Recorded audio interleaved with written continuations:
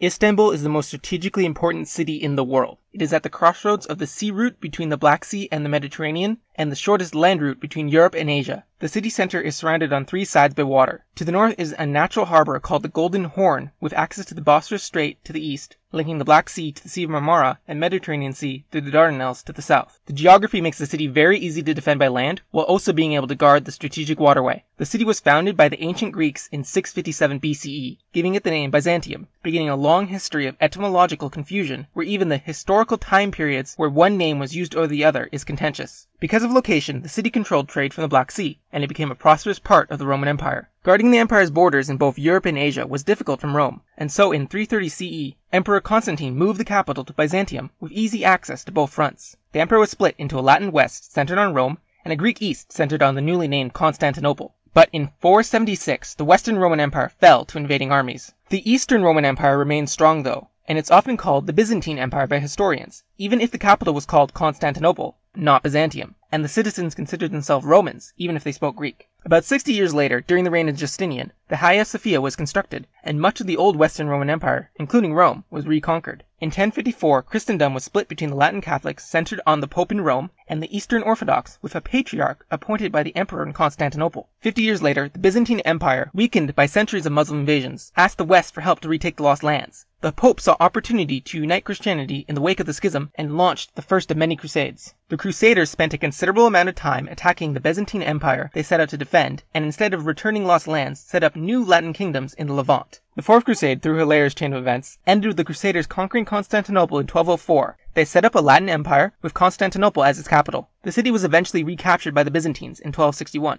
but the empire never recovered. The city itself hung on until 1453, when it was conquered by the Ottoman Turks. The Ottomans declared themselves the successors of the Roman Empire, since that's what all the cool empires were doing, and made Constantinople their capital, and converted the Hagia Sophia to a mosque. During the Ottoman era, Europeans would still call the city Constantinople, and the Ottomans mostly called it Istanbul. The Ottoman Empire conquered much of the old Roman lands, and under Sultan Suleiman reached the gates of Vienna. The Ottoman strategic position between the East and the West allowed them to grow rich off the Silk Road trade, and forced the Western Europeans to seek alternate trade routes to the East, with the Portuguese sailing around Africa, and the Spanish running into the Americas. With the new routes, Ottoman importance declined, but Russia began desiring the warm water ports of the Black Sea, and fought over them with the Ottomans. The British and the French, seeking to contain the Russians to frigid waters, supported the Ottoman Empire in the Crimean War of 1853, and ensured the Ottomans would remain in control of the Bosphorus. Oops, World War I. Suddenly Russia is allied with the British and the French, and the Ottomans are allied with the Central Powers. The Allies would launch the disastrous Gallipoli campaign in an attempt to capture Istanbul and resupply the Russians. After the war, the Ottoman Empire was split up, and the heart became the secular Republic of Turkey, moving the capital to the more central Ankara. Now everybody agrees the city is called Istanbul. In 1952, Turkey joined NATO,